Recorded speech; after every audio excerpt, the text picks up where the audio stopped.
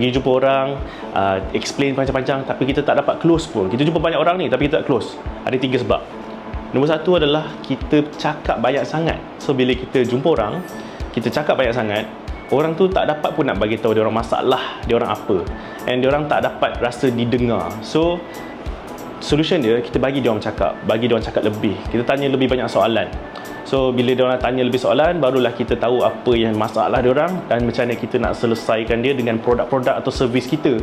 Kalau tengok research, top salesperson, dia orang hanya bercakap 43% je.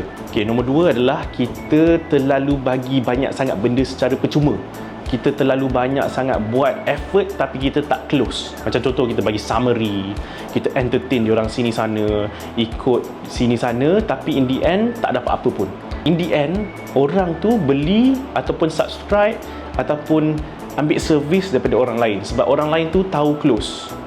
Okay, nombor 3 adalah kita jumpa orang yang salah. Kita tak jumpa decision makers. Tak semestinya diorang akan decide based on diorang punya based on kita punya explanation.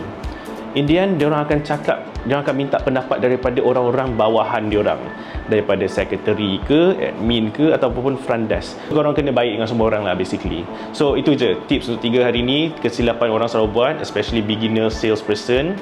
So kalau korang nak increase korang punya sales ataupun punya business untuk tahun ni, follow saya dulu.